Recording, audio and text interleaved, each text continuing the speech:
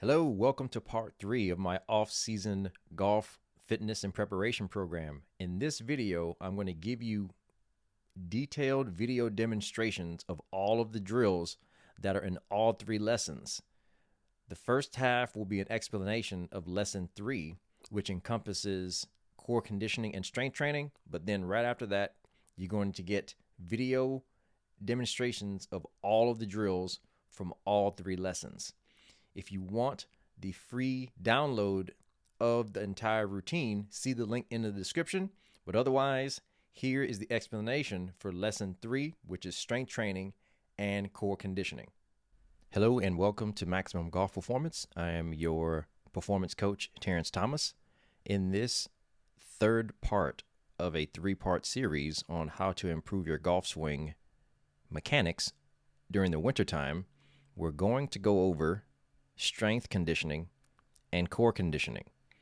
Now, if you have not already seen lessons 1 and 2, lesson 2 was in regards to boosting mobility and balance for superior golf.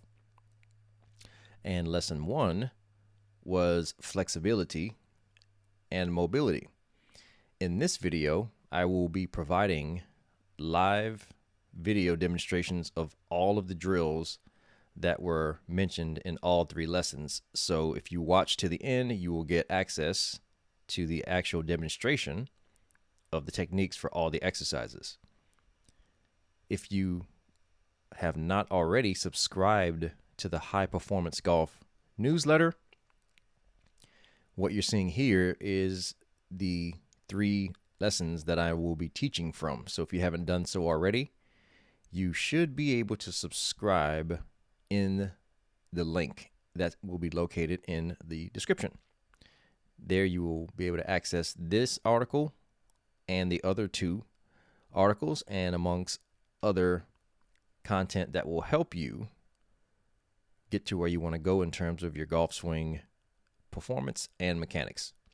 So with that being said, this final installation of our series addresses core conditioning and total body strength. This is vital for translating your off-season efforts into real-world improvements on the golf course. The role of core strength in golf has 3 areas that I want you to focus on, or understand at least. A strong core stabilizes your entire body, allowing you to swing more powerfully and accurately. It's the engine of your golf swing, and the 3 critical reasons for building a strong core, first off, is it's going to help you prevent and fix lower back injuries. At any given time, 50 to 60% of golfers have low back pain for various reasons. After coaching golfers for the last 24 years at this point, I can safely say that statistic is true. It's probably higher than that at this point. But having a strong and stable core, will interchange the word stable with functional core. It provides the needed protection to your spine and the rest of your body, for that matter, for the safe execution of the golf swing. So using your wintertime / off-season time to build a bigger, wider, more efficient core stabilization base, it's going to allow you to fix any injuries, or at least improve your ability to play without pain. And obviously, it's going to boost your performance. The second tier that I want you to consider with core conditioning is that it's going to boost your accuracy and consistency. Consider that 80% of golf ball flight factors, or flight control factors, all depend on your ability to maintain your balance, stability, and have body control. So in other words, the more functional your core is, you will be able to control your ball better. Third aspect is power and distance. The late Charles Poliquin, who is arguably one of the most successful strength and conditioning coaches of all time, he said that you cannot fire a cannon from a canoe. In other words, your ability to generate club head speed will hinge on your ability to move from a strong and stable base. So these are the reasons why I would suggest that you build your core conditioning this off season. Now, let's take it to the next level in the performance compendium, which is strength training. Now, total body strength on top of core conditioning is important for two reasons. The first reason is that by having adequate strength, it will increase your work tolerance. In other words, by having adequate strength, it will allow you to sustain your power throughout the round instead of fading on the back end or fading on the front end for that matter. So by training your body, by developing that baseline level of work tolerance, you can keep your performance consistent throughout your round and throughout your tournament if you're competitive. The second reason is, again, to be able to generate force. The ability to generate force is the prerequisite to generating power and therefore golf swing speed or club head speed. That is the foundation. Force generation is the foundation upon which club head speed sits on. So think of it that way. So with that being said, I want to discuss the core workout that I am suggesting that you consider. And again, I will have demonstrations of all of these exercises after I stop talking here. That way you can take notes or follow along or come back to this video and do them along with the video as well. But what you're seeing here is my core 4 Swiss ball exercises. If you're not familiar with the Swiss ball or stability ball, they're interchangeable. Originally, the Swiss ball was used solely in the physical therapy environment, but in about the early to mid 90s, my mentor, Paul Chek, founder of the Chek Institute, started using the Swiss ball within the strength and conditioning and fitness environment and realms. And ever since then, they've become popular, rightfully so. And Paul Chek is arguably the reason why you're seeing the Swiss ball outside of the physical therapy, rehabilitation, and medical setting. I have had the honor of studying as one of his top students since 1996. So I think I'm pretty qualified to speak on this topic as a privilege of being able to study with him. So the thing that Paul did, and the reason why these exercises are effective, is because he developed these exercises based on a few fundamental ways that the body functions and develops. And the exercises are what we call big bang, meaning that each exercise accomplishes multiple goals at the same time. So that's why you can achieve so many things with only 4 movements. He used techniques from neurodevelopmental science, meaning that understanding how the nervous system and the body develops as a human being. He used techniques and borrowed philosophies from medical exercise, the European medical exercise system, and obviously basic kinematics and sound kinesiology. So the advantages of using a Swiss ball, especially with these exercises, is that it's going to train posture awareness, it's going to train strength, it's going to train postural endurance, or what we call hold tension or holding strength, which is paramount to being able to strike the ball consistently and maintain your power throughout your golf round. So I want you to consider that you're going to be getting all of these benefits as you perform these drills. Now, the first drill is called a supine lateral ball roll. This is predominantly focusing on the posterior chain or the back side of the body. And then the second drill is the prone jackknife, which focuses on the front side of the body. And then the third drill is the Swiss ball upper body Russian twist, which is, again, going back to the back side of the body, but adding a strong rotational component.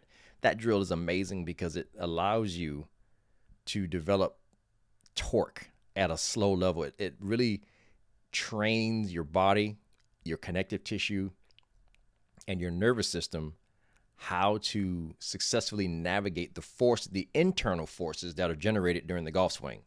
This will add another layer of protection to your spine and your overall golf performance.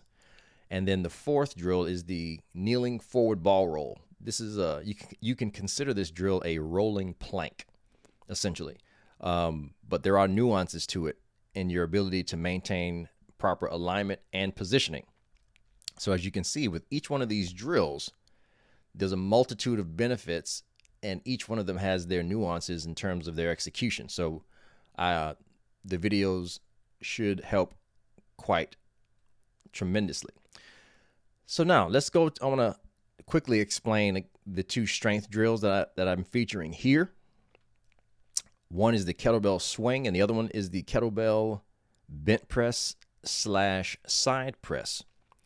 Back in 2006, I was the first conditioning coach to introduce the use of the kettlebells specifically for improving golf performance. That book and program was called Hard Style Golf Conditioning. So a little bit of history lesson there. And these two drills are featured in that manual and book and publication there. But the kettlebell swing, just like the Swiss ball exercises, is going to accomplish multiple facets. It's going to obviously develop power because you're accelerating the kettlebell using your core and your hips. It's going to develop postural awareness because it is required for the safe execution of this drill. It's going to reinforce your hip hinge. It's going to develop your work tolerance as well. Amazing drill, but there are some nuances, and please pay attention to the steps that I will list here. Within my educational curriculum, I have a training course called Instant Golf Swing Power, which is a detailed routine that takes you from not being able to perform the kettlebell swing to being able to perform it at a basic level using a sequence of drills that basically teaches you how to do it safely and effectively.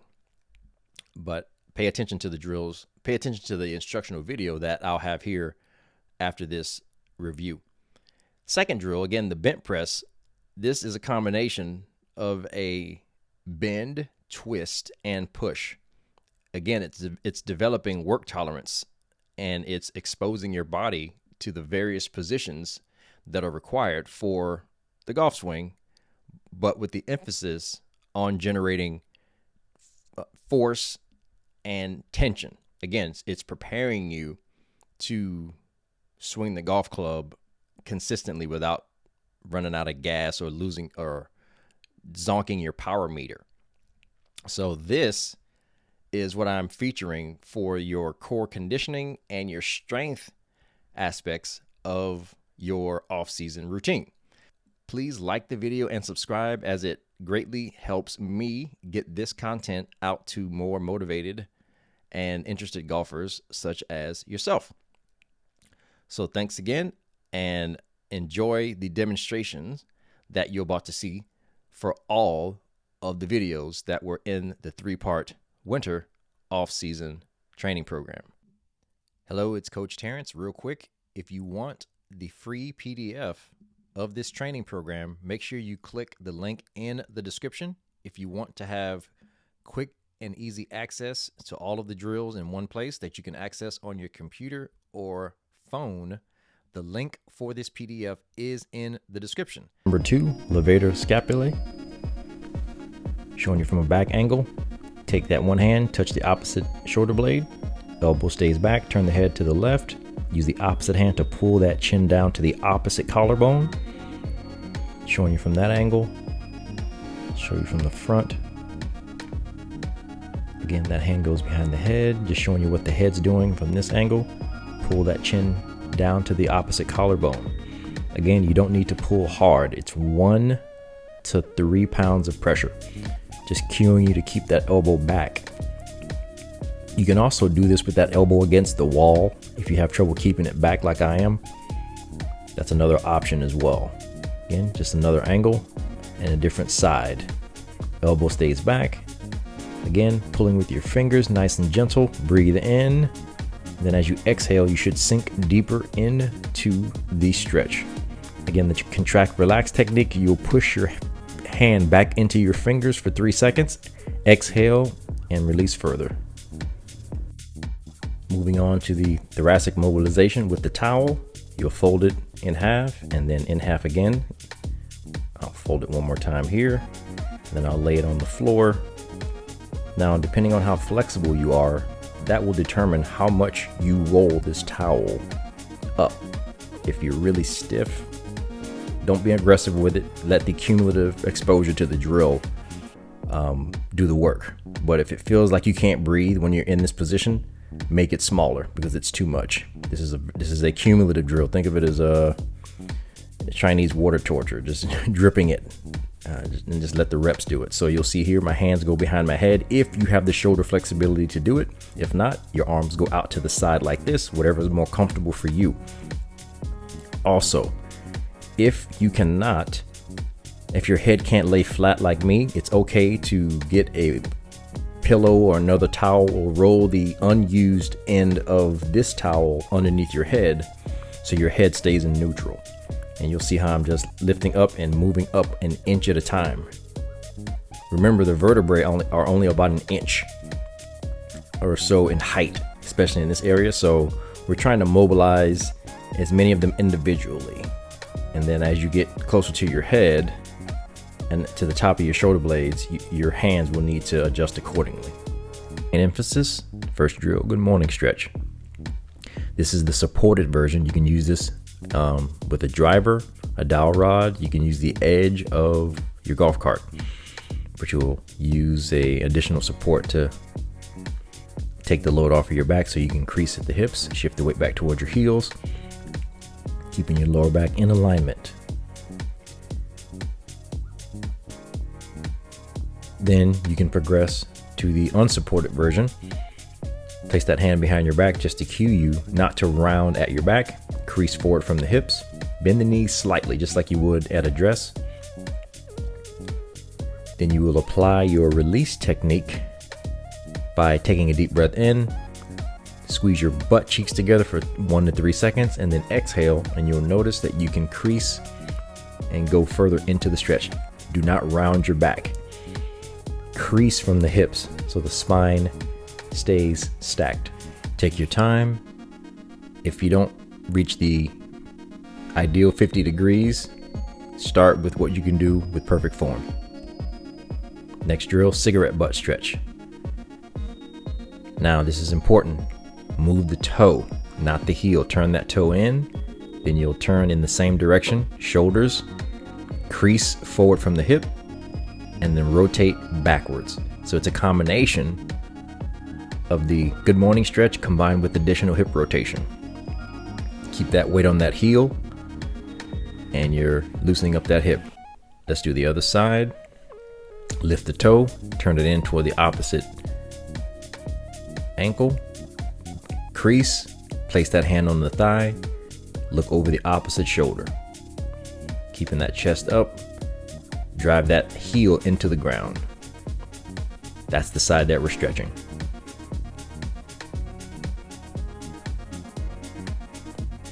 Again, turn the toe. Do not lift the heel. That's very important. Otherwise, it'll throw your whole alignment off. Only lift the toe and drive the heel into the ground. Using that hand for support. Make sure the support hand is above the thigh, above the knee, I should say. Chest up and rotate through. Again, last time. Rotate, turn, crease, support, hand on the hip, rotate back, chest up.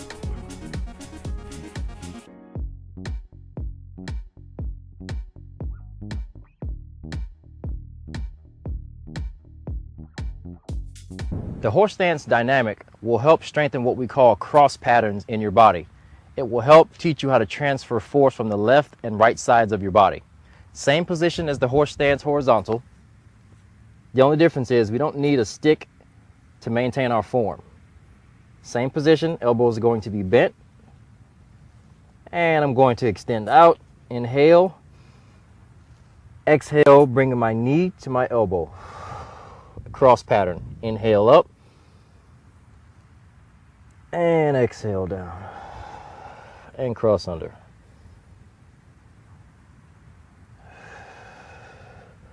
And then switch sides. Same concept, remember to keep the elbow bent.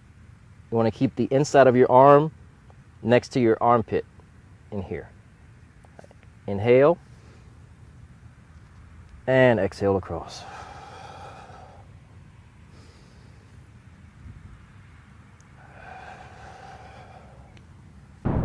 Improve your balance on one leg, improve your balance on two legs. The single leg stance will help you improve your stability all the way through your golf swing. The beginner's version of the single leg stance, you can have a chair or any type of solid base of support. Just have your hand here. You're going to lift your leg up and grab it here. The foot that's on the ground, you're going to keep the knee completely locked, and you're going to imagine this foot being driven right through the ground. Imagine you're a tree rooting yourself right through the floor. And I'm just going to hold my chest up, good posture, and I'm rooting here. And once you get good at that, you can simply remove the chair out of the way. Again, start with good posture. You're going to root your foot through the ground, and you're going to hold. Same concept. This is the Swiss ball 4-point progression into the 2-point. Go ahead and place your hands at the apex of the ball, lean in with your knees, and slowly roll forward as your feet come off the ground. Notice my head is slightly forward of the ball. It's going to feel funky at first, but that's actually your center of gravity. If your head is at the apex, you'll lose your balance. Once you get to the 2-point, roll back onto your heels, inch your hands close to your knees, and come all the way up to 2-point with your hands out. Go ahead and put your hands out to the side, but you can also do this drill in between a door jamb to spot yourself to make sure you don't fall too quickly. In this core conditioning routine, this routine will keep you busy for a while because it's highly technical, but be patient. Give yourself a chance to learn the drills. Take your time. If you follow the technique that you see me doing in the video, you should be fine. 2 pieces of equipment that you'll need is a 6-foot dowel rod that you can get at your local hardware store. In my area, we have Lowe's or Home Depot. Home Depot, you're probably going to have to cut or ask one of the employees to cut a 6-foot dowel rod, the ones that you can hang your clothes on in the closet, just like the one that you see me using here in the video. And you'll also need a Swiss ball. Now you're going to want to get a Swiss ball that's according to your height. If you are 5'8" or shorter, go ahead and get a 55 centimeter Swiss ball. If you're 5'9" or taller, you probably can go with a 65 centimeter. And if you're about 6'3" and higher, you may need a 75. So just some housekeeping. But basically, when you sit on the Swiss ball, your thighs should be parallel to the floor like you would be sitting in a chair, just as a reference. So on this first drill is called a supine lateral ball roll. You're going to roll down the ball with your head and shoulders resting comfortably on the ball, and from here the middle of the ball is going to be your reference point. Now what you'll see me do is you'll see me roll slightly to the side and then come back toward the middle. Okay, it's important in this drill to keep your alignment, because when you roll to the side, gravity is going to want to obviously make you fall off and twist and take your body out of alignment. So the goal is to maintain level hips and shoulders, just like you see me here. So I'm going to run this. So you'll see as I roll to one side. Yep. Okay, this variation, I'm keeping my feet stationary. This is the beginner version. Nice and easy. As I roll out, I'm going to inhale because that air is going to help stabilize my trunk. Okay, so inhale, roll out, and then exhale back toward the middle. And then here's the advanced version where I actually move my feet. You do whichever one feels comfortable for you, and then go from there. Okay, so we're going to go here. Again, keeping the arms straight. I have a little bit of space because I have a bit more coordination, but for you, you can try to get your biceps to touch the stick, and it's going to help lock your upper body in. So again, pick whatever variation that you need. I'm going to pause right here. Now, on this drill, we're going to do a prone jackknife. This is called a prone jackknife. I'm going to set up with the ball right underneath my ankles. Depending on your strength and conditioning, you can even push this ball out to the tips of your toes, but we'll start with this position right here. You're going to hold this plank position. Now, if this is too advanced for you, you can also do this drill with one leg on the ground supported and rolling one leg in on the ball. I didn't have this variation, but just follow my instructions and you can kind of go along with it. So if you can't do this version, same position I am in here, one leg on the ground for support, and just roll one leg in and out on the ball. But in this variation, what you're going to see here is I'm going to bring my knees in just to 90 degrees and then back out. I'm going to pause. Notice my lower back here. That's not going to move. Everything's coming from the hip crease here. So I'm going to go again. See that crease right there? So the back is staying nice and neutral. So that activates the hips, lower abs, and then resets. So everything stays nice and steady. I'm not pushing my body back into the ball. I'm bringing my ball toward the head. Now this one is your lying march drill. I'm going to move this out of the way so you can see. From here, you're sliding your feet. It's long arm, long leg. I'm going to pause here for a second. You're going to go, this is a upper body Russian twist. Again, you're going to set up with your head on top of the ball. This is a very difficult drill, but again, take your time with it. Now, the way I'm demonstrating it in the video is I'm getting a full 90-degree turn, which basically means my hands are right here at 12 o'clock, but then when I turn, I'm going to let it run. I'm going to come all the way up to about 3. Now, for you, what you can do is you don't have to turn that much. The goal here is to keep your hips as square as possible with as much turn that you can bear without breaking your hips. So I'm going to run this back, and you can turn it to about here. That's all. If you can only get that much, go ahead and do it. So don't worry about the brevity of the turn. So that's a short one there. You see how I just shortened it up just for demonstration purposes right there. Again, so squeezing the butt, pushing the ball through back from your shoulder. That's a very, very good drill. Now this is a kneeling forward roll. I'm going to pause it right here. Now the goal here on this drill is to make sure you're keeping alignment in your posture as you roll out. This is very similar to one of those ab wheels that you may or may not have known, but this forward roll requires a little bit more coordination. So your goal here is to organize your hips, shoulder, and head and spine as you roll forward. But the goal here is to maintain neutral posture. You're not going to let your hips sag, and you're not going to let your back round, have a hunchback. So you can see my spine is staying relatively fixed, and there lies the challenge. So you're only going to roll out as far as you can hold that alignment. So I'm going to run it, and then you can hold it there. You're going to hold it out for about 10 seconds so we can activate those posture. Hold them. So from here, when you come back, you see how I never broke neutral, which means that as you go forward and back, you're going to need to make minute adjustments to the pelvis. So as you see, watch me roll forward again. The hips are going to move forward and adjust. Boom, I didn't break neutral. I'm neutral right here. I'm going to hold that, and then I'm going to come back, and that's going to be that. Okay, so I'm going to roll forward, hold the hips, lock everything in. Make sure you're squeezing your butt when you're coming out. Hold that, and then here, making sure the shoulders stay packed in. You're here, hold, pack the shoulders in, lock that in place, and then roll it back. Forward roll. The kettlebell bent press is by far one of my favorite kettlebell drills. It's technically demanding, but it's also going to improve multiple physical abilities at one time. We like to call these types of exercises big bang exercises. The bent press is going to improve your strength, flexibility, and balance all at the same time. So in order for you to do this exercise properly, you would have had to have mastered the windmill, the press, the good morning stretch, and the windmill stretch. Clean it up. I'm going to shift my feet.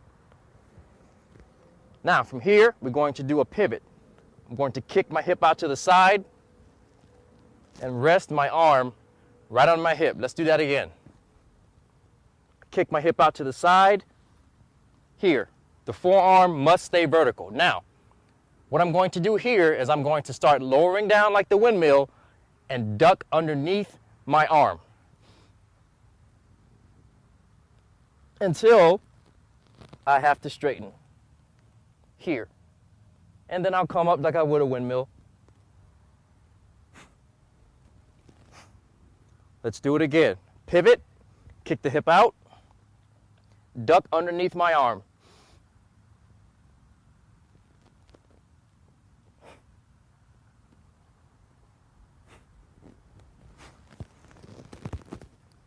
Another name that they give the bent press is called the screw press, because when I'm here, I'm actually going to turn my hand like a corkscrew. So watch this hand as I duck underneath my arm. Pivot, and then corkscrew.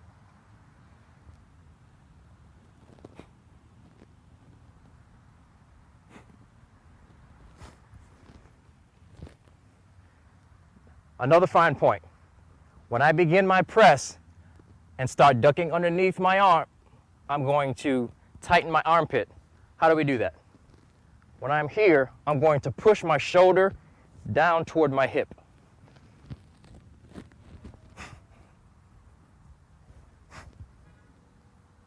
Tighten the armpit. Back up, just like a windmill.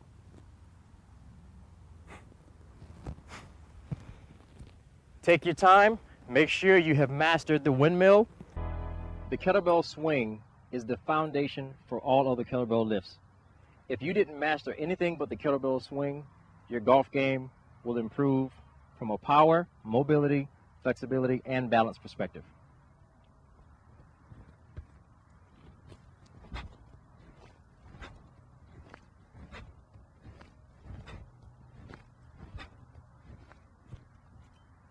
The kettlebell swing is not an arm exercise.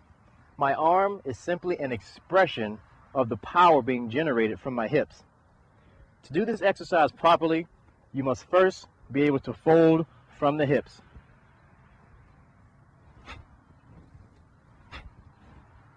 Keep your shins vertical. Don't let them go forward of your toes.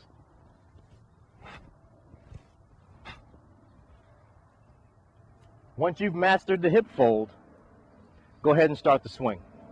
You're going to bring your heels slightly in front of the bell, get into your hip fold position, one back swing, and here.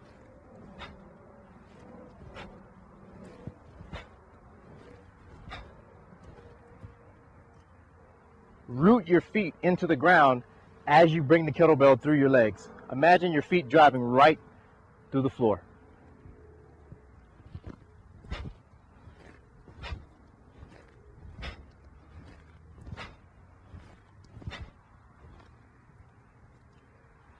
Tuck your pelvis underneath at the top position. That's going to allow you full contraction of your hip muscles and full expression of power.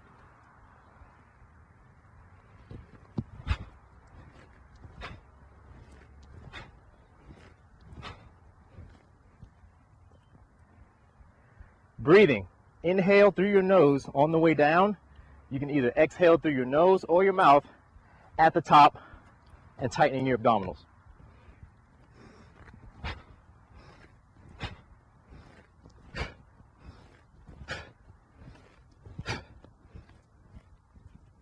Practice this, and then we can progress to the one-arm swing.